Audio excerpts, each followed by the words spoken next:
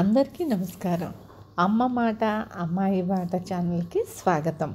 మొదటిసారిగా వీడియో చూస్తున్నట్లయితే సబ్స్క్రైబ్ చేసుకోండి, లైక్ చేసి షేర్ చేయండి, పక్కనున్న బెల్ సింబల్ని ప్రెస్ చేయండి. నేను చేసే కొత్త వీడియోస్ మీకు నోటిఫికేషన్స్ వస్తాయి. మొదలు పెట్టుకుందామా? అపవాదు.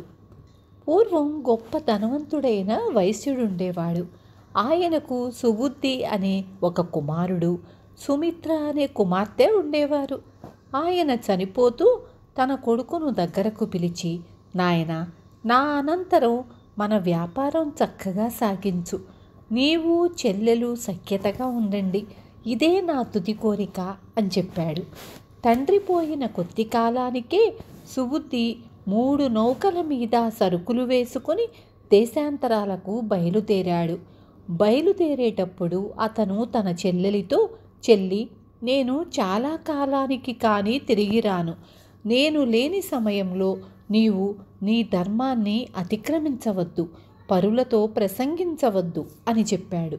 తిరిగి ఎప్పుడు కలుసుకుంటామోనని సుబుద్ధి తన చిత్తరువును తన చెల్లెలికిచ్చి, ఆమె చిత్తరువును తన వెంట తీసుకొని నౌకలతో సముద్రం మీద బయలుదేరాడు. 2 ఏళ్లు గడిచాయి. 3వ ఏడు నడుస్తోంది. సుబుద్ధి నౌకలు ఒకానొక రేవు పట్టణం చేరుకున్నాయి. అక్కడ లంగరు దించి తన వెంట ఒక గిన్నెలో రత్నాలు, రత్న కంబళాలు మొదలైన బహుమానాలు తీసుకొని సుబుద్ధి ఆ దేశపు రాజు సుదర్శనుడి వద్దకు వెళ్ళాడు. తాను తెచ్చిన బహుమతులు సుదర్శనుడికి సమర్పించి, తమ దేశంలో వ్యాపారం చేసుకోవడానికి అనుమతి ఇవ్వండి అని సుబుద్ధి అడిగాడు. సుబుద్ధి తెచ్చిన బహుమానాలు చూసి సుదర్శనరాజు చాలా ఆనందించాడు. ఏ వణిజుడు కూడా తనకలాంటి అమూల్యమైన బహుమతులు ఇచ్చి ఉండలేదు. అందుచేత సుదర్శనుడు సుబుద్ధి కోరిన ప్రకారం వ్యాపారం చేసుకునేటందుకు అనుమతి ఇవ్వటమే కాక, అతను నౌకలో తెచ్చిన వస్తువులను చూడడానికి సపరివారంగా రేవు కూడా వచ్చాడు. నౌకలోని వస్తువులను చూసి ఆనందిస్తున్న సుదర్శనరాజు కన్ను సుమిత్ర చిత్తరువుపై పడింది. ఎవరి సౌందర్యవతి అని సుదర్శనరాజు సుబుద్ధిని అడిగాడు. ప్రభు, ఆమె నా చెల్లెలు. అలాగా?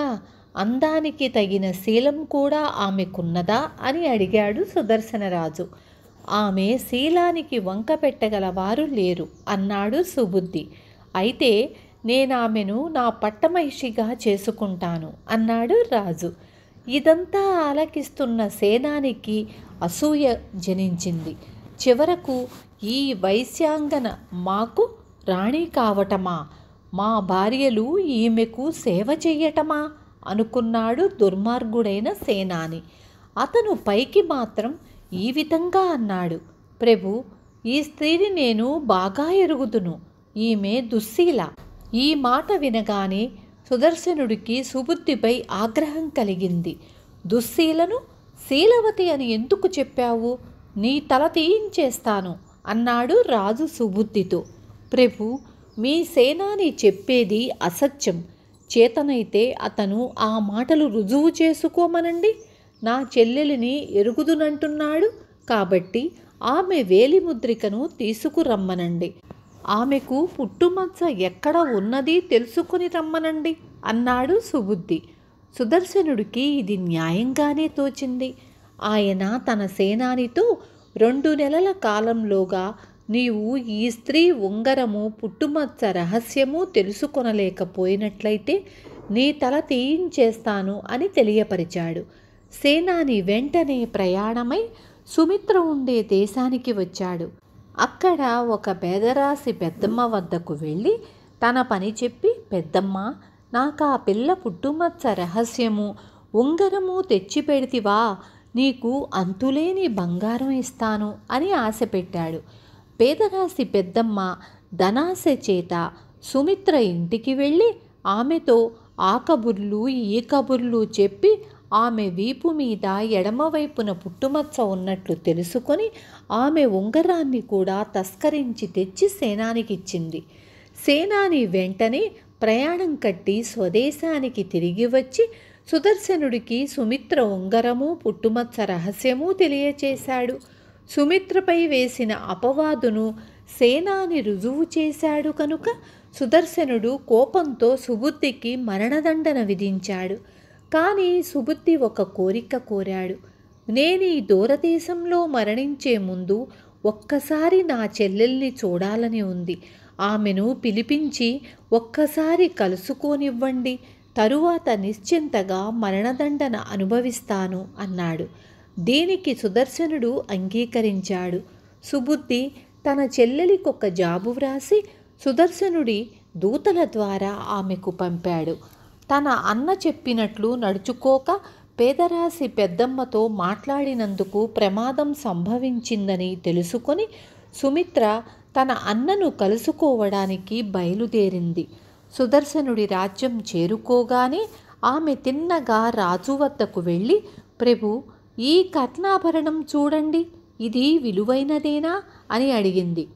సుదర్శనుడు ఆమె ఇచ్చిన కర్ణాభరణంలోని రత్నాలను పరిశీలించి, నిశ్చయంగా ఇది అమూల్యమైనదే, కానీ దీనిని నాకెందుకు చూపుతున్నావు అని ఆశ్చర్యంగా అడిగాడు.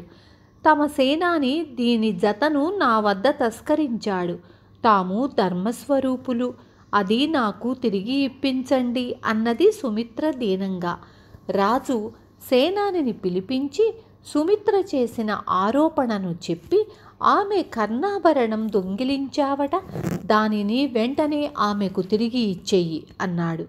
సేనాని నిర్ఘాంతపోయి, ప్రభు, అసలు ఈమె ఎవరో నేనెరుగను. నా జన్మలో ఎన్నడూ నేనీమె ముఖమైనా చూసి ఉండలేదు. నేనీమె కర్ణాభరణం దొంగిలించటమేమిటి అన్నాడు. వెంటనే సుమిత్ర రాజువైపు తిరిగి, ప్రభు, నేను సుబుద్ధి చెల్లెలు సుమిత్రను.